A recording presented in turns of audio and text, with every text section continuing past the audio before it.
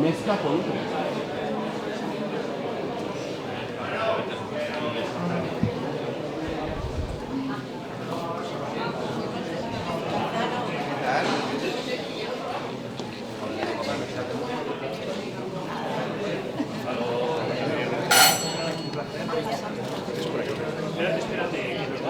Pues lo tuyo.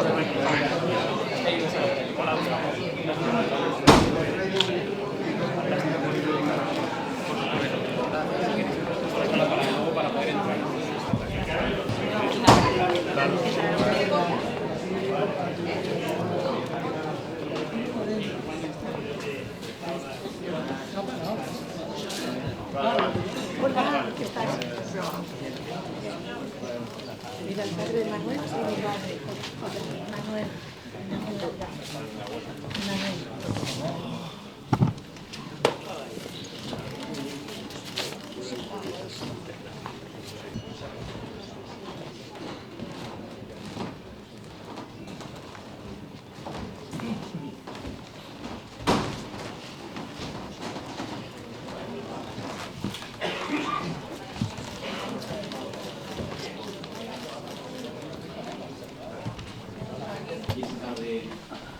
Estamos aquí para conocer de primera mano el libro que ha escrito Manuel Acosta y que ha publicado Homo Legens en un formato, no diría yo que de bolsillo, pero sí especialmente manejable y con un tipo de... Es un tipo de libro que es muy ameno, más que para leer de seguido yo diría que es para consultar sobre todo. Es un libro que se centra en cuestiones de tipo histórico y el formato, como digo, es de preguntas y respuestas. Yo creo que muy directa y yo creo que va a ser muy entretenido. Será una tertulia. Tenemos para ello al propio autor, que nos hablará sobre el origen de este proyecto que tenía al de escribir el libro, junto con dos personas que son referencia, tanto a nivel mediático. Ignacia de Pano, que es una conocida abogada, empresaria y participa en medios de comunicación como Voz Populi y Es Radio. Después tenemos a Javier Barraicoa, que quien no lo conoce, yo personalmente hace muchos años al menos, y bueno, él es profesor, es doctor en filosofía, sociólogo, ha escrito... Yo he contado más de una docena de libros, pero sospecho que son unos cuantos más. Entre ellos sobre el poder, historias ocultas del nacionalismo catalán, que si no me equivoco le valió no renovar como profesor en la Universidad de Barcelona. Es decir, que este tipo de cosas también tienen un coste. Tiempo muerto, El trabajador inútil y una serie de libros que sobre todo en los últimos años han sido de carácter más divulgativo, pero que yo os lo recomiendo vivamente si no lo conocéis. Y por último, el más importante hoy es Manuel Acosta. Actualmente es diputado regional por Barcelona en el Parlamento de Cataluña. Es padre de familia numerosa y también es profesor. Hoy tenemos aquí prácticamente la mitad de los que nos encontramos aquí en el estrado son profesores. Él es doctor en filología, si no me equivoco, licenciado en Geografía e Historia por la Universidad de Barcelona. Y digo que es diputado, pero él es diputado ahora de forma circunstancial, está haciendo mucho bien con su papel público y con las palabras que dirige desde el Parlamento de Cataluña para hacer ver la realidad a todo el mundo, pero él lo hace desde muchos frentes, desde hace mucho tiempo. Por eso nos conocíamos ya antes de la existencia de Vox, que hoy, gracias a Dios, nos puede representar en las instituciones. Y como los tres que me acompañan aquí arriba, Son tres luchadores por los valores y las causas que a nosotros yo creo que nos importan y que nos reúnen aquí. Y por tanto, como el tiempo apremia, vamos a presentar el primer bloque que yo lo he planteado de esta manera. Van a haber 4 fases en esta tertulia. Una primera va a ser sobre el libro, el contenido del libro, la opinión de dos lectores del mismo y la del propio autor. Y después entraremos un poco en materia, tampoco demasiado, no sea que no lo vayan a comprar. Por cierto, ahí ya habréis visto que hay una mesa con bastantes ejemplares, es decir, hay que escuchar, diríamos, la tertulia, pero posteriormente hay que invertir también a nivel patrimonial para hacerse con el libro y poder leerlo al completo. Y estos 3 bloques posteriores los hemos separado en virtud de un criterio cronológico, para poder meterle mano con mayor criterio. Y bueno, yo voy a empezar haciendo una pregunta a Ignacia de Pano, que es, bueno, ¿qué opinión tiene sobre el libro? ¿Qué le ha parecido al leerlo? Y si lo recomienda, yo confío que sí, y en su caso, ¿por qué nos lo recomendaría? Bueno, no, imaginad que digo que no. Bueno, primero de todo, muchísimas gracias por haber contado conmigo para esta presentación. El libro ya como objeto es muy agradable. Tiene el tamaño perfecto, 200 páginas, una tipografía muy clara, que esto es muy importante porque es muy fácil de leer. Luego tiene esta forma de antiguo catecismo tan necesaria, pregunta y respuesta. Y además es como el mínimo, la base que todos deberíamos saber. Yo soy una perfecta destinataria del libro porque muchas cosas no sabía, no soy experta en historia. Desde la que tú te lo lees de corrido, te lo puedes leer en hora y media, sin correr, y luego a partir de ahí lo puedes tener en la mesilla y sobre todo lo puedes tener a mano para contestar, porque claro, vivimos en una época de mistificación absoluta, ¿no? No hay peor mentira que las falsas y las medias verdades. Y el independentismo es experto en las medias verdades. Entonces, de repente, da luz a asuntos que tú creías que sabías, pero en realidad lo tenías mal sabido, porque tenías las versiones ya mistificadas que te han ido llegando.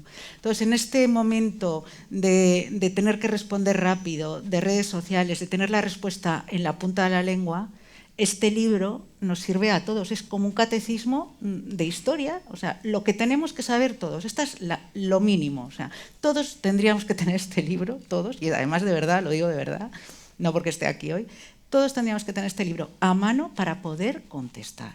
Luego, a partir de aquí, además, tiene una gran bibliografía al final del libro, muy importante, por la cual, si en algo quieres profundizar, cuando ya te sabes lo básico, si en algo quieres profundizar, tienes de dónde tirar. Quiero decir, en este momento lo que necesitamos es luz, y necesitamos argumentos, y necesitamos contrarrestar un relato muy perfeccionado, porque el independentismo sabe que el relato es la base, ¿no? Nosotros no hemos tenido relato, nos hemos quedado noqueados como un conejo en una autopista viendo llegar el coche con el faro encendido. Y no tenemos que estar así, sino que tenemos que saber, tenemos que poder contestar, tenemos que poder decir, pues mira, la Generalitat, no eres el 130, el presidente número 131, eres el tercero, por esto y por esto. Y esto en 5 líneas te lo da.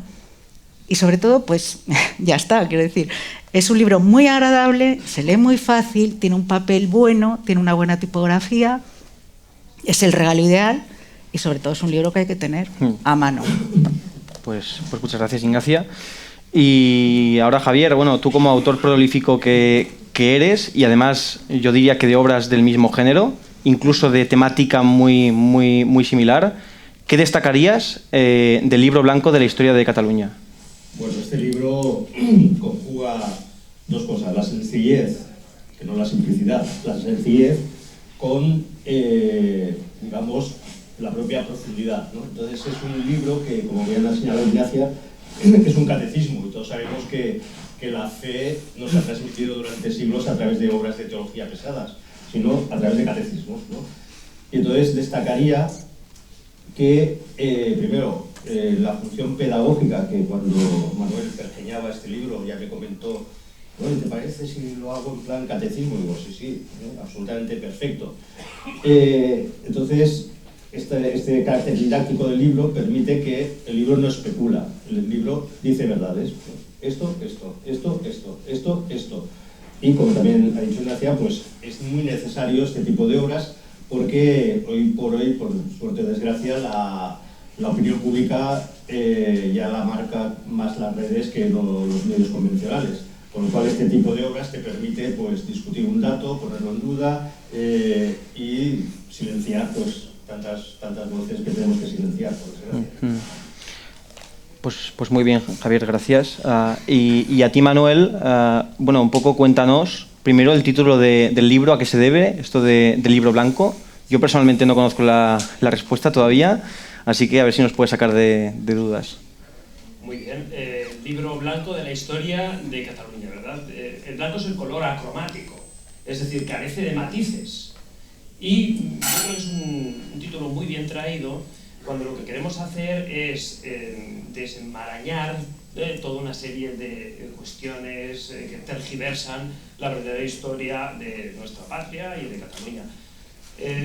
Por ese motivo, pues, consideramos oportuno utilizar este título, el libro blanco, sin matices de un color, ni de otro, ni de una posición, ni de otra, buscando ante todo la objetividad. Eso ha sido nuestro propósito. No siempre consigues, ¿verdad?, el resultado final al 100%, pero bueno, eso es lo que nos ha movido la objetividad, la búsqueda de la verdad. Estupendo, pues muchas gracias. Si os parece, vamos a pasar al siguiente bloque y empezamos por Javier. Tú conoces la importancia de combatir los mitos, en concreto sobre la historia de Cataluña. ¿Realmente cuándo surge el término Cataluña? Bueno, exactamente no lo sabe nadie. De hecho, la página de la Generalitat reconoce en cierta medida que puede ser que el origen de la palabra Cataluña dice literalmente tierra de castillos. Más que propiamente tierra de castillos, hay la tesis, que es bastante fundada, de que primero aparece la palabra catalán y sería el castellano o el castellanus, esto es el habitante de castillos. Luego en el siglo XII, por una poesía de Pisana, que hace una referencia de una expedición de Ramón Berenguer III a Mallorca, ahí se habla de los catalanes, ¿no? Y entonces Corominas, el famoso etimólogo nacionalista, decía que, yo creo que quería salvar la situación, y decía que era una literación de los lacetanos, que era un pueblo íbero del interior de Cataluña. Pero bueno, sea como sea, lo que sí que sabemos es que la palabra Cataluña, como Catalonia en latín, es con Pedro II el Católico, por tanto, entre el siglo XII y el siglo XIII de nuestra era. Por tanto, es un origen muy tardío comparado con el pretendido origen mítico de la Cataluña que algunos pretenden. Perfecto. Bueno, ahora vamos con Ignacia. Hay una cuestión, ahora estaba escuchando a Javier y estoy recordando varios de los libros que ha escrito sobre estas temáticas, el mismo de Manuel, además el famoso libro del cómic también en el que tú participaste, si no recuerdo mal, que iba dirigido a niños sobre la historia de Cataluña, y pues da gozo escuchar estas contribuciones que son datos y que es la realidad de la historia de Cataluña. Y luego yo pienso, estamos aquí para presentar el libro, nos basta con explicar la realidad de la historia, y sin embargo otros como Cucurullo, esto se tienen que inventar pues disparates como que Santa Teresa era catalana, y nosotros simplemente nos contentamos con explicar cuál es la verdad simple. Y a ti, Ignacia, la pregunta que te quería presentar es exactamente esto, esta versión oficial de la educación en Cataluña, de que en el siglo X ya Cataluña era un estado independiente, que se encargó de oficializar el Parlamento en 1987. ¿Qué hay de cierto en todo esto? Bueno, yo voy a contestar, yo voy a poner en práctica el libro, porque claro, yo lo sé porque lo he leído en este libro. No es verdad, porque lo único que pasó es que el rey no no ratificó su declaración de vasallaje al rey, pero no la declaró porque el rey estaba a sus cosas, el rey de Francia estaba en otras movidas y en otros líos, y no llegó a ratificar esa declaración de vasallaje. Pero no hay ningún documento, ni ninguna declaración, ni consta en ningún sitio que manifestara su voluntad de ser independiente. Luego, es mentira. O sea, Cataluña no existe como tal entidad independiente desde ese momento. De hecho, no ha existido nunca. Una pregunta interesante también, Manuel, sería hablar de esta versión histórica de que Berenguer IV fue el primer rey de Cataluña, incluso se acuñó el término de la corona catalano-aragonesa en vez de la corona de Aragón. ¿Qué hay de cierto en esto? ¿Es otro mito? ¿Es otra farsa del separatismo? Como el nacionalismo es una invención muy moderna, no ha existido sentimiento nacionalista, separatismo, hasta finales del siglo XIX, y además ese sentimiento nacionalista se fundamenta en la corriente, en el movimiento cultural, intelectual, artístico del romanticismo. Lógicamente, según quien analice o realice un relato sobre un momento histórico, un acontecimiento histórico en nuestra historia de Cataluña, pues decidirá ir por un camino o por otro. ¿Qué quiero decir eso? El romanticismo se fundamenta en la exaltación de los sentimientos, por encima de la razón, y por lo tanto es un movimiento sumamente subjetivo. Al ser subjetivo, pues bien, como decía ahora Ignacia, ¿no? Hay quienes dicen que no, la nación catalana, Cataluña, el primer estado, pues nació en época de Borrell II, cuando no renueva el juramento de fidelidad al rey Hugo Capeto, pero es que no lo renueva porque simplemente estaba el rey de los francos combatiendo con los normandos en el norte de Europa, ¿no? Y en cualquier caso no queda ningún, como has dicho tú, ningún vestigio, ningún documento de declaración de independencia. Pero bien, hay otros que dicen, no, mira, empieza a funcionar el Estado catalán con lo que algunos denominan, o la historiografía oficial de la denomina, corona catalano-aragonesa. Bien, ¿sobre esto qué puedo decir? Pues que no hay ni un solo documento histórico que recoja esta terminología, ninguno. Podemos encontrar en los documentos históricos, en la época en la que funcionó la corona de Aragón, podríamos encontrar el término de corona de Aragón, casal de Aragón, corona regni Aragonum, en latín, pero en ningún caso aparece la denominación corona catalano-aragonesa. Es una invención. ¿Alguna otra idea al respecto? Ramón Berenguer IV era conde de Barcelona.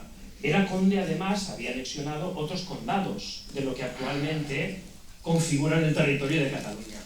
Pero no había conseguido anexionar todos los condados de la antigua marca hispánica. Le faltaba por anexionar Urgel, un condado de envergadura, y Ampurias también. Por lo tanto, no representaba al conjunto de Cataluña, representaba a una serie de condados.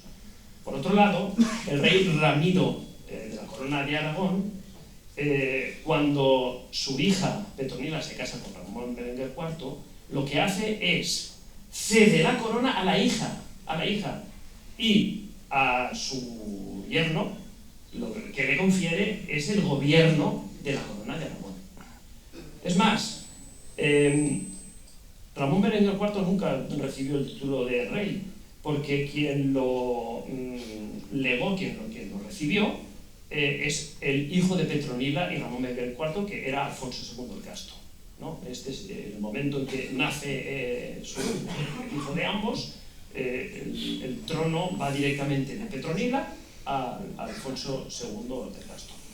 Pero en cualquier caso, por múltiples argumentos podríamos decir que esto primero es una invención. En segundo lugar, Ramón Berenguer IV no es rey, es un conde, importante, pero es un conde. Y añado un tercer elemento, y así dejo ya la palabra, no sé más, si no me estoy poniendo demasiado. Un tercer elemento que es el siguiente. La palabra catalán, que tú lo has dicho, Javier, la palabra Cataluña, concretamente el primer documento en donde aparece el término Cataluña es en un documento de Alfonso II el Casto en 1176, cuando hace referencia a unas donaciones que su padre el rey Juan II, le confiere a un jurista suyo. Y ahí aparece en latín el término chotoloniam. Es la primera vez que aparece registrado ese término, siglo XII. Bien, podría seguir explicando más cosas, pero bueno, creo que me estoy emocionando y yo a mí personalmente, me gusta que te emociones y estaba escuchando, podrías haber continuado un rato, pero vamos a pasar ya, vamos a abandonar la Edad Media y nos va... Perdona, quiero decir, con este último detalle lo que quería decir es que no podemos hablar de corona catalano-aragonesa porque ya, entre otras cosas, el término Cataluña no existía hasta 1976. Claro. Sí, efectivamente. Y luego uno de los aspectos que mayor utilidad tiene el libro es poder enfocar, diríamos, los distintos momentos de la historia de España desde la óptica catalana, ¿no? Para hacer una lectura más realista de lo que ha significado los territorios que conforman hoy en día pues Cataluña en los principales acontecimientos nuestros. Y uno de ellos es el descubrimiento de América. Tú, Javier, ¿qué nos podrías decir sobre el papel de Cataluña o de los catalanes al respecto de esta efeméride? Bueno, es importantísimo. De hecho, el nacionalismo no sabe qué hacer con América. Por un lado se queja de que no fuimos a América y por otro lado se queja de que los que fueron a América hicieron un genocidio. O sea, querían ir a América pero sin genocidio. Bueno, todo un lío. Y entonces tenemos aquí la magnífica escultura de Colón en Barcelona, donde ahí queda reflejado todo lo que implica la corona de Aragón en el descubrimiento de América, desde la franciación hasta Boil, que es el primer monje en el segundo viaje de Colón, con 12 monjes de Montserrat. Es verdad que hay un tiempo por decadencia de Cataluña, donde los catalanes no se mueven mucho de aquí, pero por mucho que se diga contra Felipe V, en las primeras cortes, en 1705, que viene a Barcelona y es recibido apoteósicamente, concede a la ciudad de Barcelona ser puerto franco, por tanto, poder comerciar con América, sin necesidad de pasar por Sevilla. La guerra de sucesión lo estropea todo, pero ya con Carlos III se concede Puerto Franco totalmente libre, se puede comerciar, y eso provoca que los siglos XVIII y XIX, a los cuales acusa Prat de la Riba de ser los de la desnacionalización de Cataluña, curiosamente son los siglos más ricos, más prósperos, gracias a ese comercio. Es tan brutal que el propio Prat de la Riba, o historiadores catalanistas como Ferran Soldevila, que no acaban de... O sea, son antiborbónicos, pero bueno, siempre acaban diciendo, bueno, no nos fue tan mal, ¿no? Y por eso, en el catecismo precisamente catalanista, que escribe Prat de la Riba, dice, una cosa sorprendente, dice, bueno, estaba muy bien lo del 11 de septiembre, a esos catalanes los debemos admirar, pero no los debemos imitar, porque sublevarse contra los Borbones, en el fondo, había impedido este proceso de enriquecimiento, o había impedido, ¿no? Y entonces esto lo tenía muy claro Prat de la Riba, porque quería contar con el apoyo de la burguesía catalana y sabe que toda la potencia económica de Cataluña del siglo XX, es decir, finales del XIX, se debe, pues evidentemente, a ese comercio con América. Y una pequeña cosa, que estamos aquí en la Casa de Madrid, curiosamente, las referencias toponímicas en América de Madrid no llegan a una decena, no llegan, de ciudades o villas que sean en Madrid. Barcelona hay más de 40, y Montserrat hay más de 50. Eso implica que, evidentemente, pues, una influencia notable. Si me permites una pregunta. Sí. La población de Barcelona en 1714, más o menos, según estudia Jordi Nadal, precisamente, el tío del actual conseller de Recerca y Universitats, estaba más o menos en torno a los 30.000 habitantes, 1714. Después de los decretos de Nueva Planta y de la injerencia abusiva, supuestamente, de Felipe V y sus sucesores, a finales de siglo, Barcelona es una urbe de más de 100.000 habitantes. Es un detalle interesante. Bueno, y luego, si hacemos caso a la historiografía catalanista, pues se supone que llevamos centenares de años los catalanes intentando la independencia en guerras contra los españoles, y bueno, prueba de ello sería la guerra de secesión de 1640, la de sucesión de 1702. Esta es la versión que sostienen ellos y que inculcan a nuestros hijos, ¿qué nos dirías sobre este mito que cada año nos repiten machaconamente? ¿Qué argumentos podemos dar para contradecirles públicamente? Bueno, que en ningún caso eran para la independencia de Cataluña, por lo menos la de sucesión, porque era una guerra puramente dinástica. Y además entre dos descendientes de los Austrias por diferentes ramas. O sea, que quiero decir que no era una guerra de sucesión, no de independencia. En cuanto a la de secesión, sí que pudo haber un poco más de matiz, porque claro, era el final de los Austrias, corrígeme si me equivoco, el final de los Austrias, Felipe IV, entonces unas guerras contra Holanda, desangrándonos ahí de mala manera. Necesitaban dinero para las guerras, entonces se les pidió a Cataluña, porque se respetaban todos los derechos de los catalanes, aquí se negaron a dar el dinero para la guerra y entonces se acercaron a Francia. Francia, viendo cómo nos desmontábamos enteros, pues ya inmediatamente metió la cuchara. ¿Pero qué pasó? Pues como siempre que Cataluña se acerca a Francia, que al final tiene que salir corriendo, porque Francia se los come vivos, o se nos come. Y entonces inmediatamente dijeron que sí, que les daban las armas, ¿no? Y se acababa la historia esta de Francia. Lo que sucedió es que los soldados españoles de Felipe IV en la guerra de Francia sí hicieron desmanes en Cataluña cuando estaban aquí, cuando estaban aquí acampados. Y eso generó también como una rabia en el pueblo que pudo influir en las revueltas que se produjeron. Pero vamos, de la guerra de Francia vino esto. Sí, una puntualización, es cierto que cometieron algunos desmanes, pero por encontrarle una razón. Algunos soldados, ante la situación de crudeza de la guerra, las dificultades pues, que tienen que ir superando, es cierto, tuvieron el castigo pues, que les tocaba, ¿no? En su momento determinado. Eso fue aprovechado por los agentes de Francia para precisamente intentar erosionar el poder de Felipe IV. Porque lo que querían era crear una republiquita, ¿no? La republiqueta, vamos, se viene desde allí. Un analogismo histórico importante. Sí, sí. Y a raíz de esta cuestión, exactamente qué pasó el 11 de septiembre de 1714, que es una fecha como tan histórica, tan importante, este símbolo. Exactamente, ¿cuál es la realidad sobre esta fecha? Sí, en primer lugar, volvemos a recapitular, ¿verdad? Una cosa es la guerra de secesión de 1640, ¿verdad? Que acaba muy mal para Cataluña, para toda España, porque perdemos todo el sur de Francia, el Rosselló, el Vallespí, el Conflent, bien, un desastre absoluto. Se descubrió cuál era el propósito de Francia, que era una parte del territorio nuestro, y ahí pues, no tuvieron la suficiente altura de miras los dirigentes de la sociedad catalana. Bien, esto es por un lado la guerra de secesión. La guerra de sucesión, nos situamos pues, en Felipe V, que se menciona a la guerra de sucesión también. Y también Ignacia hemos hablado que es un conflicto dinástico y tiene una dimensión nacional e internacional también. No nos olvidemos que ya el declinar del Imperio español es una realidad con Carlos II. Carlos II, sí, es cierto, tiene un hijo, pero muere. No tiene un hijo, pero no tiene hijos. Lo que sí que antes de morir él dice en su testamento que el sucesor de la corona de España tiene que ser José Fernando de Baviera, que bueno, pues es de la rama de los Austrias, ¿verdad?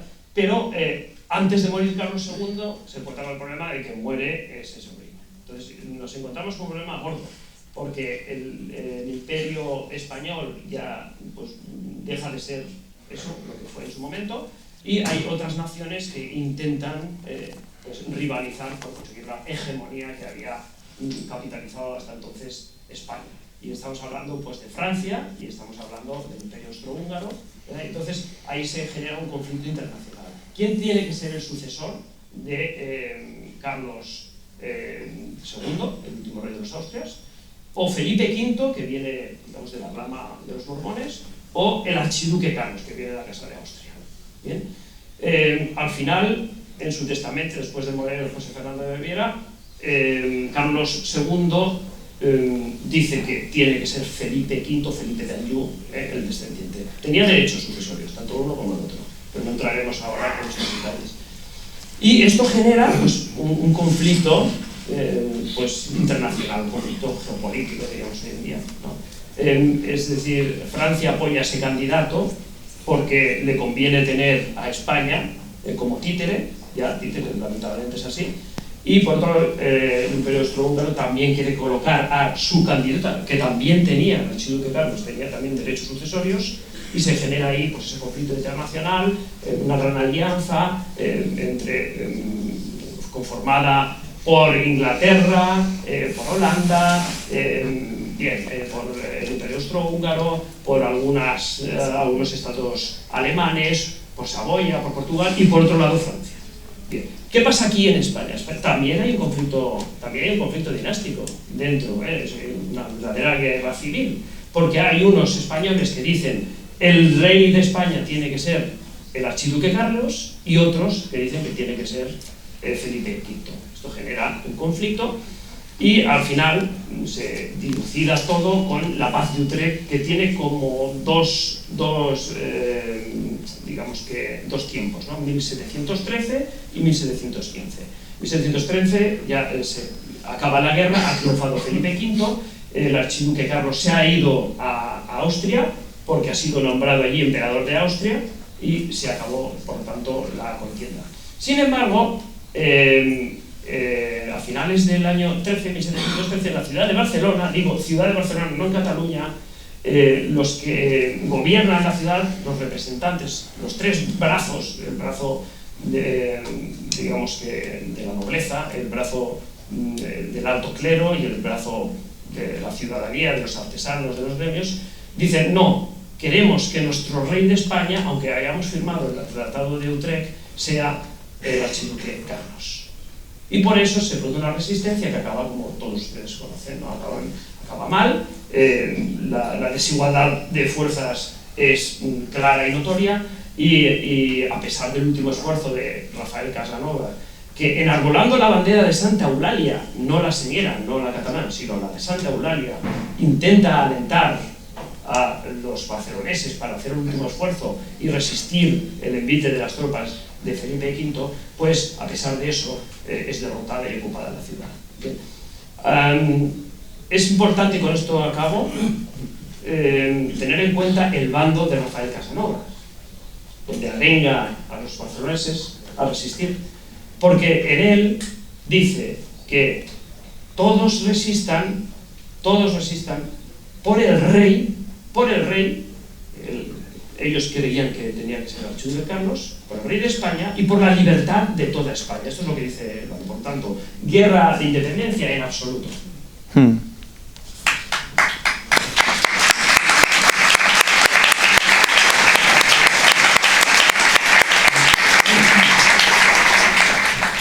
Pues vamos a pasar ya a la época más reciente.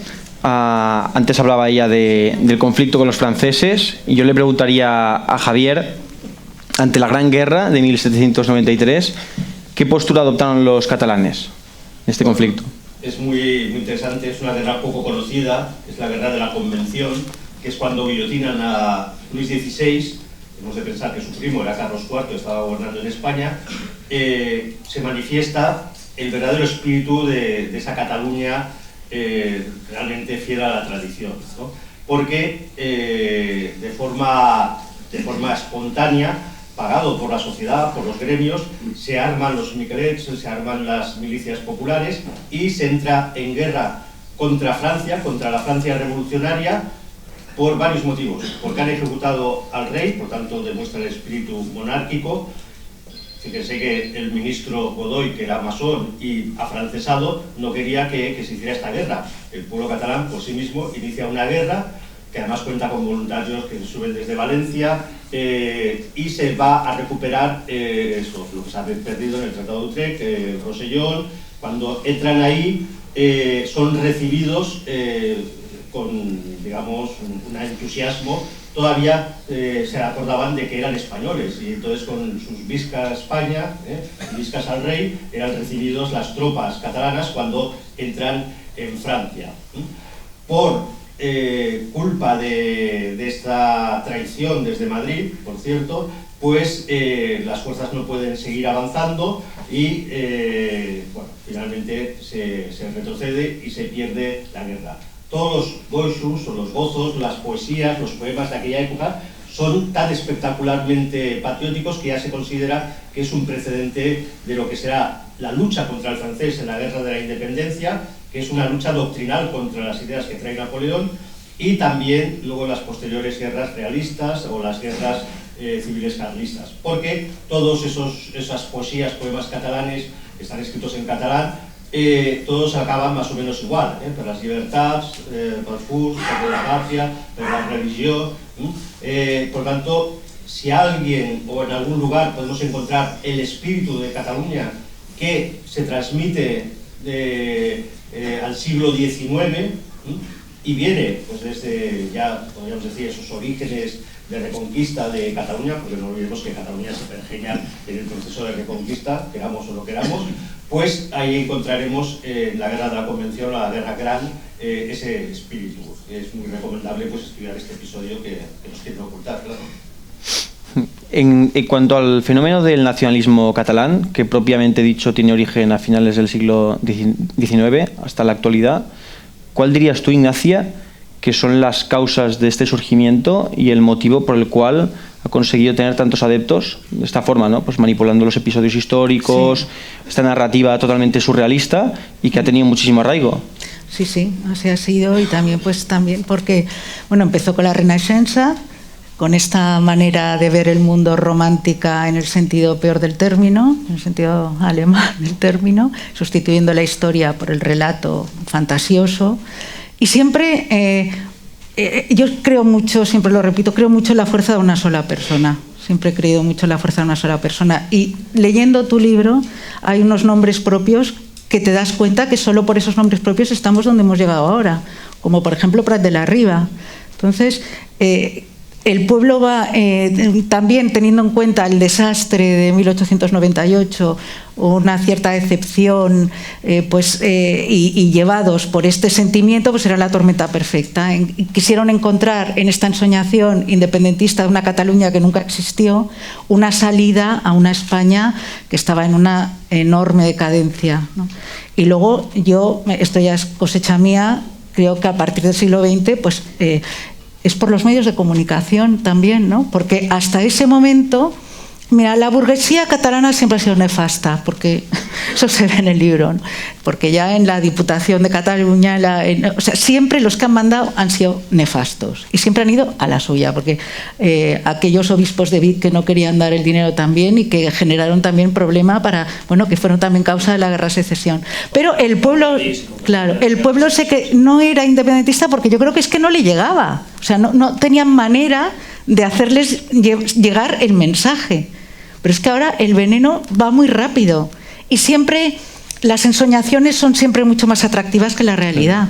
Y luego ya, pues, una serie de catastróficas desdichas como en la película. Sí, sí. Ya hasta hoy, ¿no? Sí, sí, está claro. Evidente. Y luego, diríamos que la efeméride más reciente que aparece en el libro va acerca de la Guerra Civil del 36. Y efectivamente en la historiografía nacionalista y en las escuelas públicas y privadas indistintamente, lo que se nos enseña es que sería una especie de nueva guerra como de independencia en la que los catalanes teníamos clarísimo en qué bando estábamos, en el bando de la democracia y del nou país que ya se quería fundar por aquella época, y que enfrente había todos los castellanos y los fachas que estaban en el bando del fascismo o algo por el estilo. ¿Cuál es la realidad y, sobre todo, cuál era el sentir del pueblo catalán o qué reacción tuvo, si no en su mayoría, en una parte importante respecto a este conflicto? Solo hace falta mirar unas cuantas páginas de un manual, de un libro de texto de segundo de bachillerato para darse cuenta que realmente este reduccionismo pues, irreal existe. Es decir, aquí no, el resto de España sí que había dos bandos, pero en Cataluña no. Aquí todo era monocolor, utilizando un poco el símil del libro blanco, no, ahí era solo un color y color rojo, ¿no? Pues no, esto es alejado de toda realidad, y en el capítulo sobre la guerra civil también encontraréis datos para que podáis desmentir esa falacia. Yo voy a comentar algunos, si os parece. En primer lugar, hombre, companys, tú has escrito sobre eso de una forma muy profusa, ¿no? Con muchísimos datos. Hombre, companys tiene en su haber 8.352 asesinatos. Hombre, si son amigos tuyos y todos son de un color, pues no existiría esa cifra con nombre y apellidos. Hemos tenido la oportunidad de leerlo en tu libro. Yo también pues, he ido a lo largo de un año publicando 22 nombres con apellidos, gracias pues, a la obra de Sabater, a tu obra también. Por lo tanto, eso es una prueba, es un argumento irrefutable. Por otro lado, cuando estalla el alzamiento nacional aquí en Barcelona y en Cataluña en general, bien sabemos el 20 de julio que no triunfa, no prospera en Barcelona, pero sí prospera en Gerona, sí que prospera también en Lleida, sí que prospera también en Mataró, en Figueras, son grandes ciudades, por lo tanto, todos no eran de un mismo color. Y otro detalle más, dos detalles más. No sé si sabéis pues, que en Cataluña existieron campos de concentración. Hablamos de campos de concentración nazis o soviéticos, gulag soviético y tal. Pero hubo en Cataluña 8 campos de concentración. Uno en Hospitalet de l'Infant, otro en Umeix de la Galla, 8, donde pasaron por sus terroríficas instalaciones pues más de 10.000 catalanes. García Oliver decía eufemísticamente que eran campos de trabajo, ¿no? Campos de concentración. 10.000 catalanes pasaron por ahí, todos no eran de un bando. Y finalmente, todos habéis oído hablar, o si no, algunos de vosotros, del tercio de requeridos de Nuestra Señora de Montserrat, que llegó a formar un cuerpo de ejército de 2.000 catalanes, ¿verdad? Yo creo que con estas pistas es más digamos que relevante que también en Cataluña existía una división en 2 bandos, ¿no? Por no hablar del recibimiento en Barcelona a la entrada de las tropas nacionales en el año 39, que hemos conmemorado hace poco. Bueno, pues yo os quiero agradecer mucho esta agradable tertulia que hemos tenido con el autor del libro, Manuel. Espero que sea un pisco labis para adquirir el libro. Y ahora, si os parece, lo que vamos a pasar a presentar a Ignacio Garriga, que nos quiere decir unas palabras. Yo creo que ya todos lo conocemos, pero me veo obligado a resumir de forma breve. Se trata del secretario general de Vox, es diputado en el Parlamento de Cataluña, exdiputado nacional en el Congreso de los Diputados, de profesión odontólogo y padre de familia numerosa. Y nos va a hablar hoy porque este acto de presentación del libro de Manuel no es más que otra fase más en el combate que todos nosotros pretendemos mantener contra el separatismo y en concreto contra este gobierno actual que padecemos en España, que no es más que la suma de todos los males y mezcla de bien alguno. Así que doy paso a Ignacio a ver qué nos puede contar.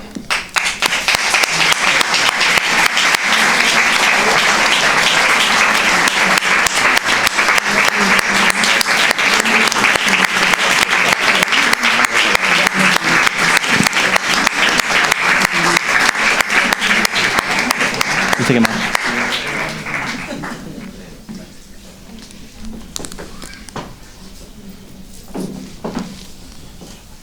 Vale.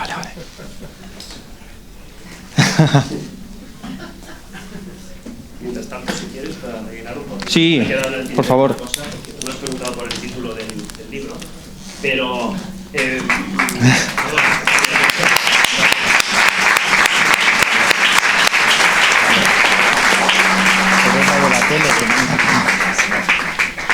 Sí, Manuel, ¿querías hacer un comentario? No, simplemente que me has preguntado el título del libro, pero no me has preguntado el motivo por el cual. Pensaba que lo ibas a decir, por eso. Entonces, simplemente, año 2017, estaba yo sumido en la más profunda de las penas por todos los lamentables sucesos, ¿verdad?, de envuelto en el estado del separatismo. Entonces dije, no tengo muchas cosas que hacer, no soy un modesto profesor, pero algo tendremos que hacer, ¿no? Y por eso se me ocurrió pues hacer este catecismo como mucho. Muy bien.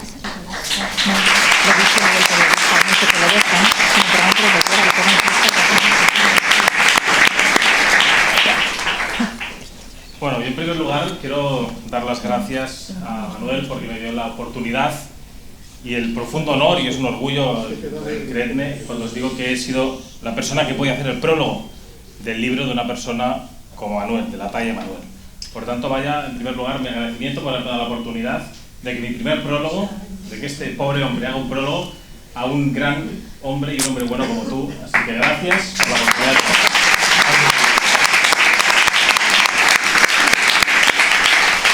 Dicho esto, yo creo que lo que estamos celebrando hoy aquí, la presentación de este libro, en sí, la trayectoria de Manuel a lo largo de su vida, no digo culminado en este acto, pero hoy culminamos con un libro sensacional, yo creo que es uno de los actos más revolucionarios que se han producido en los últimos años o que se producen de manera puntual a lo largo de la historia, especialmente en Cataluña, ¿no? Y yo quiero, por tanto, agradecer esa valentía tuya, Manuel, porque siempre has estado dando la batalla a lo largo de tu vida en diferentes momentos, de diferentes maneras, pero ha sido esos pequeños gestos que yo el otro día tuve la oportunidad de hablar ante muchas personas en Murcia, en un acto interno del partido, y yo apelaba a la necesidad de que hayan grandes gestos y pequeñas victorias protagonizadas por cada uno de nosotros para que las cosas cambien, ¿no?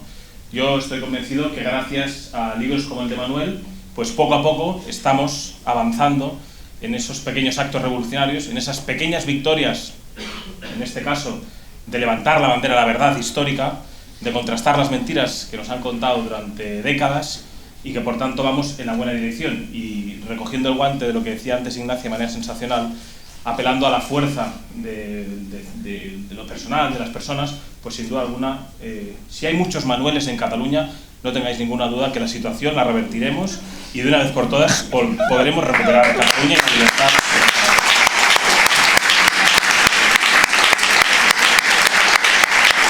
Dicho esto, yo no venía a extenderlo porque venía a escucharte, pero como he escrito el prólogo, pues me han dicho que tenía que subir. Así que, dicho esto, yo creo que el libro, y perdona, me he olvidado de hacer un apunte especial y yo creo que muy importante. Vaya por delante mi agradecimiento también, ya no como compañero tuyo, sino como español, de manera especial a tus padres, porque estoy convencido que están aquí delante, que es un motivo de orgullo tener a un hijo como Manuel. Nosotros estamos agradecidos porque estoy convencido de que si Manuel es como es gracias a una mujer buena y a un hombre bueno, así que gracias de corazón por habernos regalado a un hijo como el que tienes.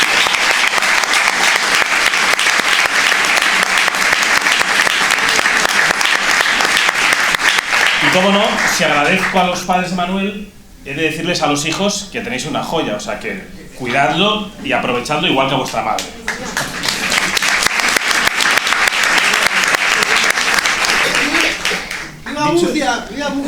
Dicho lo importante, sin duda alguna, a mí me gustaría resumir con 3 grandes líneas este gran libro que ha escrito Manuel, ¿no? En primer lugar, reconocerlo como un gran ejercicio de libertad. Un gran ejercicio de libertad porque entenderéis que escribir lo que ha escrito Manuel en una sociedad donde permanentemente se está estigmatizando, demonizando, utilizando los medios de comunicación, las grandes tribunas de los parlamentos y en fin, de todo lo que pueden tener a su alcance el separatismo, sin duda alguna que hay una persona que decida poner, en este caso, blanco sobre negro. Si me escuchara la señora Vergés me cortaría el micro, aprovecho que no está. Blanco sobre negro, porque sería muy racista, claro, diría, ¿no? Poner blanco sobre negro verdades irrefutables, pues es un acto, sin duda alguna, de libertad en mayúsculas. Es un acto de libertad porque también evidencia la valentía detrás del escritor. La valentía porque, como sabéis, en Cataluña, y muchos de vosotros lo habéis padecido durante décadas y actualmente, pues se persigue al que disiente. Se demoniza a quien levanta la bandera de la libertad, de la verdad, o señala a los responsables de que hoy pues vuestros hijos no puedan ser escolarizados en español.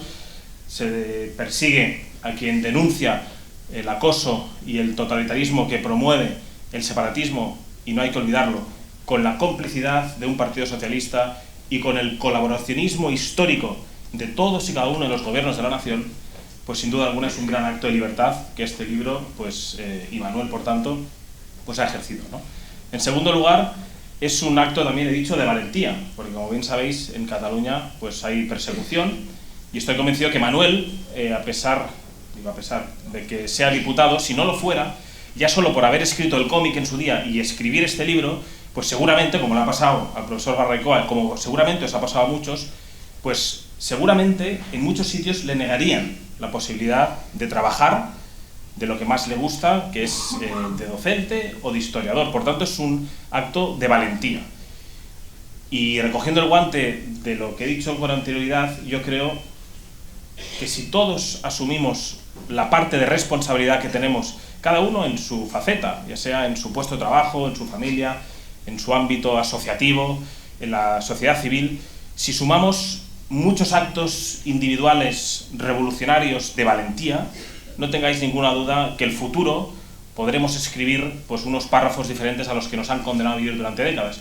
Y no tengáis ninguna duda que si hay la suma de muchos actos de valentía constantes, como los que está haciendo Manuel y como los muchos que habéis hecho vosotros, tened la certeza absoluta que podremos escribir esa Cataluña post-separatismo que es a la que anhelamos pues muchos, y que algunos pues hemos visto como muchos de los que estáis aquí habéis abierto camino durante décadas. No solo los ponentes, sino muchos de los que veo por aquí, pues habéis abierto camino durante muchos años, haciendo muchos actos revolucionarios, y algunos, pues de manera accidental, nos ha tocado ahora pues estar al frente de manera inmerecida, pero mirándonos en personas como vosotros, valientes, comprometidas, como Manuel, que habéis hecho pequeños actos revolucionarios de valentía y de testimonio, que recogemos sin duda alguna y que sois el mayor motor para al menos intentar estar a la misma altura de lo que habéis hecho vosotros. Por tanto, animaros a seguir realizando actos de valentía como los que ejerce Manuel. Y la última reflexión que quería hacer es valorar este libro como un faro de conocimiento. Sin duda alguna, en un contexto de décadas en el que unos han manipulado de manera torticera nuestra historia, han contribuido a la mentira, a sembrar el odio, la discordia, la división. Sin duda alguna, este manual, que como he dicho, se escribe blanco sobre negro, escribe verdades como puños, escribe certezas, habla desde el rigor, habla desde la verdad, aporta datos, pues sin duda alguna es algo para que las generaciones presentes pues tengan donde agarrarse.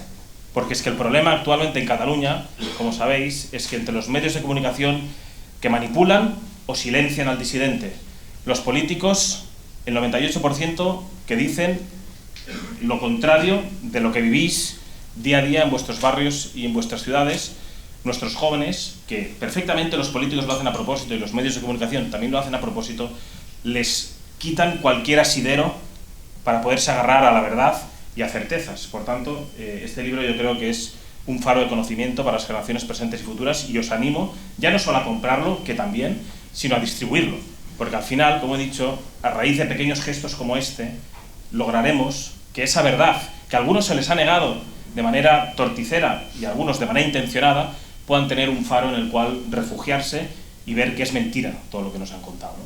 Y por último, sin más, agradecerte, Manuel, todo lo que has hecho. Tienes mucho que hacer, y animaros a todos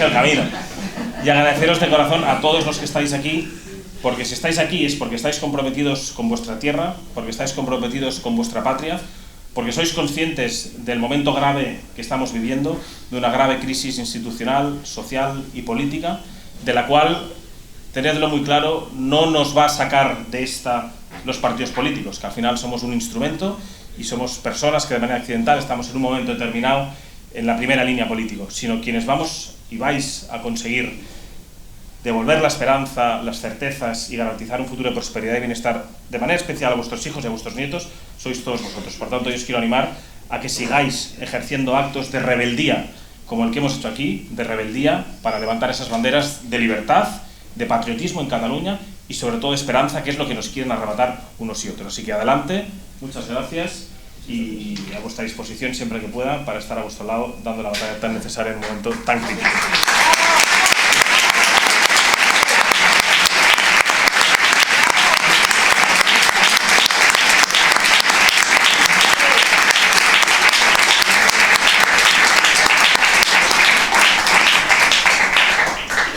Bueno, pues nada, y aquí concluye este acto. No hay turno de robos y preguntas.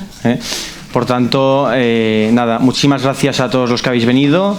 Ha sido un lujo poder tratar de este libro con su autor y escuchar también a Ignacio, a Javier, a Manuel, a Ignacia.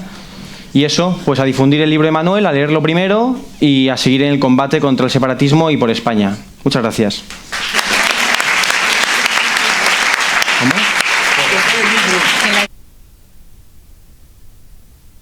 Y un último detalle, que el autor estará aquí disponible, como no podía ser de otra forma, para firmar el libro a quienes lo compréis.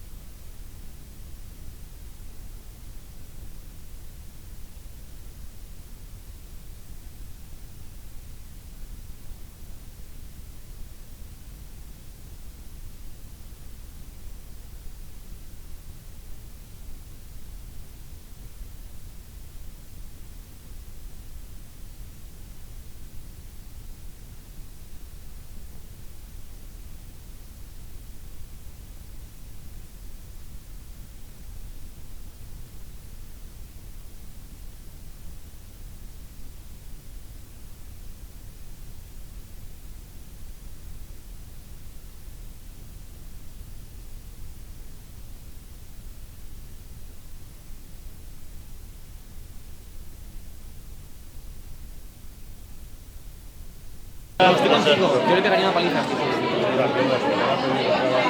A ver, escucha un momento, toma ahorita foto. Cuando me digas alguna invitación, yo estoy. Vale, pues vale. Venga, Manuel. Venga. Enhorabuena, Gracias. Me lo he contado la cara, pero porque me han obligado. ¿Ah, sí? Claro, claro. Voy. Ahí ya. Una más. Última. Sí. Lo tenemos. Yo creo que sí, ¿eh? Para eso se ha hecho. A seguir, ¿eh? Suegra, Patricia. Bien, ¿qué tal? Muy bien, mucho, la verdad que ha sido muy guay. Qué bien, me alegro. Sentaros, sí. ¿Lo dedico a ti o a alguien? ¿Sí? Patricia, ¿eh? ¿Ah, sí? Claro, yo no lo conocí. Sí. Claro. No creo. Si se va a ahora el libro, sí. Lo tengo de Navidad. Voy leyendo. Faltan horas. Llego a la cama. Llego a la cama. Pero no como que hay que entonces tengo, y además cuando te dices a los alumnos y eso, también tienes que... Sí, por supuesto. Hombre, nos vemos. ¿Para Francisco o para quién? Para Francisco, sí. Para mí, sí. Llevo en la mirada leyéndolo un poquito, pero muy lento. Llevamos la cara. Muerto. Sí. Enhorabuena, por la presentación y no parar, que estás ahí. Bueno, todos estamos ahí. Miradme un poquito. ¿Qué tal? ¿Te ha gustado? Sí. Qué bien. Claudia, ¿qué tal?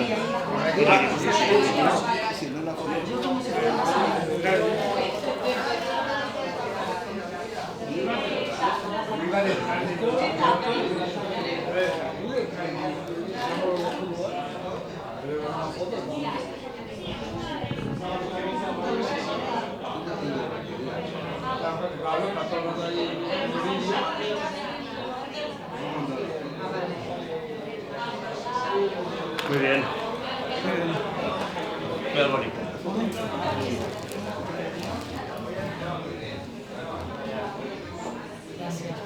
Muy bien, Claudia. Gracias.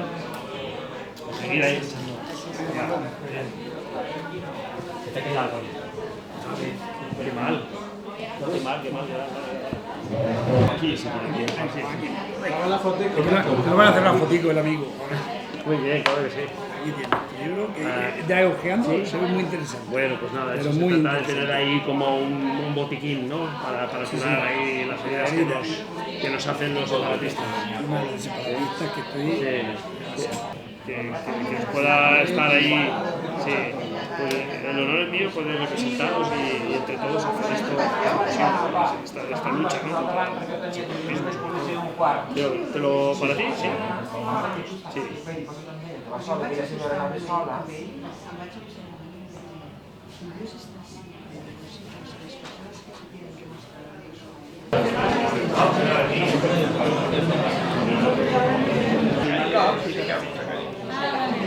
Entonces tengo, y además cuando te dices a los alumnos y eso, también tienes que...